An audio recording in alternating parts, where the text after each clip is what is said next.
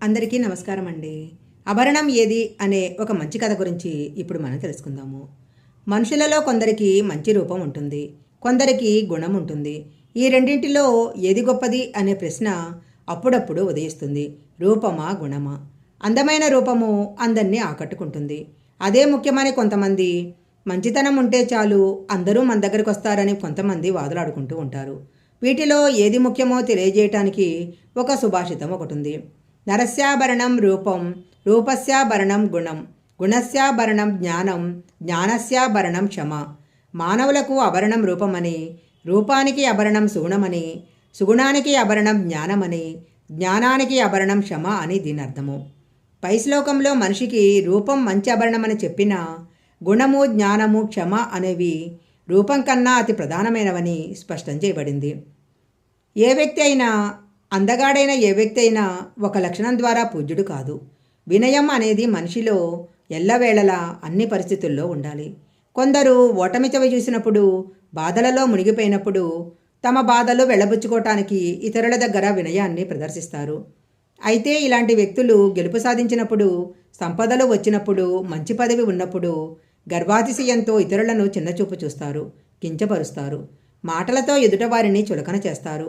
అందంగా ఉండటం మంచిదే కానీ తను అందంగా ఉన్నానని అందవిహీనులను గెలిచేయటం మంచిది కాదు. ఇది మహారాజులైనా మినహాయింపు కాదు. సామాన్యులు గర్వాతిశయంతో తనకన్నా ఏదో విధంగా తక్కువగా ఉన్నవారిని కించపరిచారంటే అది వారి మూర్ఖత్వం అని సరిపెట్టుకోవచ్చు. కానీ అసామాన్యులే అలా ప్రవర్తిస్తే అజ్ఞాని అని మనం అనుకోలేము.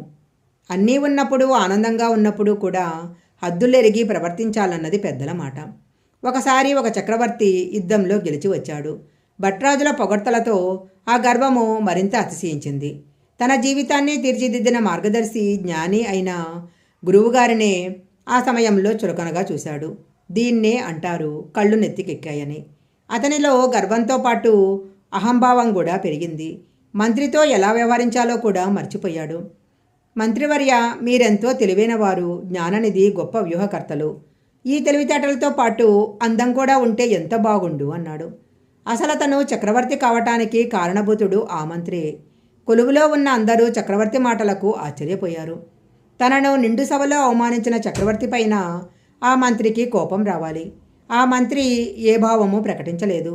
తనను తక్కువ చేసి మాట్లాడిన రాజుని తులనాడలేదు. దగ్గరలో ఉన్న ఒక పరిచారకుడిని పిలిచి, ఎండ మండిపోతుంది, ప్రభువులకు దాహంగా ఉంది, తక్షణమే స్వర్ణపాత్రలో ఉన్న శుద్ధమైన జలాన్ని తెచ్చి ప్రభువుకు తాగటానికి ఇవ్వు అన్నాడు. పరిచారకుడు స్వర్ణపాత్రలోని జలాన్ని ఒక బంగారు గ్లాసులో తెచ్చిచ్చాడు. ఆ నీళ్లు చాలా వెచ్చగా ఉండి ఉంటాయి, దాహం తీరి ఉండదు, మట్టి కుండలో నీరు తెచ్చివ్వు అన్నాడు మంత్రి. పరిచారకుడు మట్టి కుండలో తెచ్చిచ్చిన నీటిని చక్రవర్తి తృప్తిగా తాగాడు.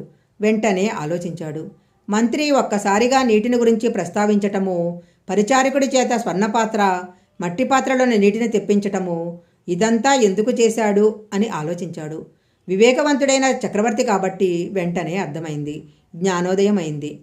వెంటనే సింహాసనం దిగి వచ్చి, గురుదేవా మన్నించండి, గర్భాతిశయంతో కాని మాట అన్నాను. బంగారు పాత్ర విలువైనదే కావచ్చు, అందంగా ఉండవచ్చు, కానీ దానికి నీటిని చల్లపరిచే గుణం లేదు. మట్టి పాత్ర బంగారు పాత్రతో సరితూగలేదు, అయినా నీటిని చల్లగా ఉంచుతుంది. అందం కాదు, గుణము, జ్ఞానము, క్షమ అనే ఆభరణాలే అతి విలువైనవి అని మీరు చాలా చక్కగా నాకు తెలియచేశారు. నా అపరాధాన్ని మన్నించండి అన్నాడు. ఆ చక్రవర్తి మరెవరో కాదు, మౌర్యవంశ స్థాపకుడు మౌర్య చంద్రగుప్తుడు. ఆ మహామంత్రి ఇంకెవరో కాదు, మహారాజనీతిజ్ఞుడు, చతురుడు, అర్థశాస్త్రాన్ని రచయించిన కౌటిల్యునిగా పేరు పొందిన చాణక్యుడు. ఈ కథ ద్వారా మనం తెలుసుకునే విషయము, మనిషికి అందం కంటే వినయము, విధేయత, క్షమ, గుణము మొదలైనవి ముఖ్యమైనవని.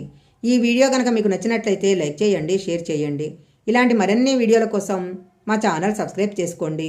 పక్కనే ఉన్న బెల్ ఐకాన్ని యాక్టివేషన్ చేసుకుంటే మేము పెట్టే వీడియోలన్నీ కూడా మీకు ముందుగానే నోటిఫికేషన్గా వస్తాయి.